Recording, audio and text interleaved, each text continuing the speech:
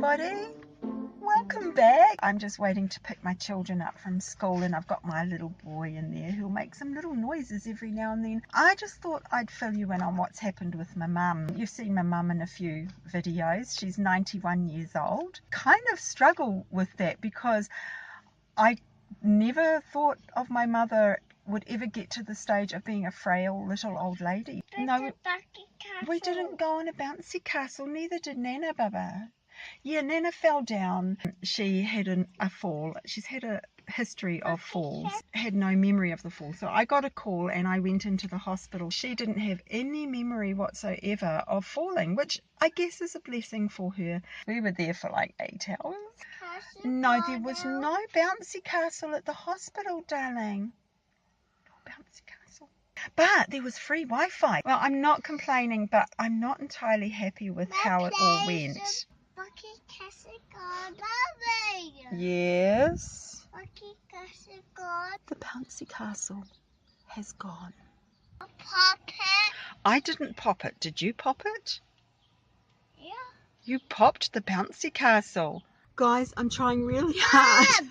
What? I've just stepped out of the car so I can finish this story. It was fortunate that I was with Mum because she does have mild dementia and she did not remember anything that had happened. I'm back in the car. That didn't work at all, did it? So I went in and I was able to speak to the intern doctor. I had missed seeing the doctor. So the intern was in his last year of med school and he was so lovely. I was able to explain a bit about Mum's history to him and about the phone call I'd had because Mum was not able to say anything. Would you like an apple? No. Darling, would you like a snack bar? Snack bar? Do you want to? Don't want to. Doesn't want a bar of it. Would you like to play with your sister's Barbie doll? Don't tell her, eh? We won't tell her. Yes! I am not best pleased with how the system works. Mum was in agony and she has been in a lot of pain before her fall with her right shoulder, and they wondered if she may have done something to aggravate it, so they had x-rayed it. And it was undecided whether she had a fracture, a green stick fracture or something in there or not. But what they found in the x-ray was that she had very severe arthritis, and it's just a matter of bone rubbing against bone. Did you just throw Barbie out the window? This Barbie only has one leg. I'll pop it. So they found that her arthritis in her right shoulder is so severe that it's basically bone grating against bone in the socket, and so no wonder she was screaming out in pain. But while I was waiting, she was complaining about her hand, and I checked her hand out and I said, oh, okay. When the intern came back, I asked that he would check her hand out, and I'm surprised that the doctor, you know, not the intern doctor, but the doctor didn't actually give her a thorough examination, knowing that she was a patient with dementia, knowing that she was elderly and frail, and it looked like she may have broken a hand. At one point, the intern did come and see me and said, well, you know, this is how it is. We can give pain relief. She can probably get care just as good in the nursing home as we could give here, and she'd probably be more comfortable in her own environment. And I agreed, you know, because it was like 6:30 at night. It was before 7 o'clock, and I was okay with that. There's wind blowing in the car now, isn't it? And then it was decided that she should go to the short stay ward. She was admitted up there. I got her settled. This was getting quite late, you know, it was like 10 o'clock at night. I brushed her teeth for her. I helped her into bed. I thought, okay, she's settled into bed now. I'll let her go to sleep. So I said, I'm going to find out about more pain relief because she was in pain. And so I went to do that before I came home to the children. Just as I was leaving, the intern came back with her discharge papers. By that point, Mum had forgotten the whole discussion about whether or not she should go back to the nursing home and be discharged. And she did not want to go out into the cold. Yes. I'll pop it. I did not pop the bouncy castle. Would you like to play with a ball, darling? No. 10:30 at night when you're 91 years old in agony. What? Bucket castles. Bouncy castle. No, bouncy castle. There was one time he saw a bouncy castle get deflated. One time. Let it go, Barb. Let it go. I said to the doctor, she's got no warm clothes to wear. He said, I can't go against what the other doctor has said. So the lovely intern said, yes. He said he would go and see if he could get a blanket. He told me to go and get my car and bring it round to the main entrance. Darling, do you want to play with my credit card? Yeah.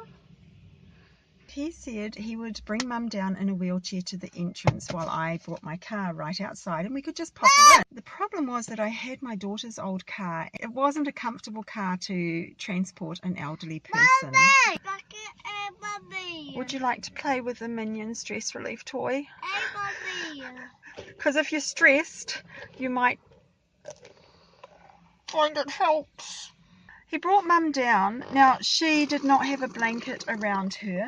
He looked at the car, realised we couldn't move Mum on our own. He decided to go get an orderly. You threw the Minion out of the window. So the doctor, intern, went to get an orderly. Let's pick this up.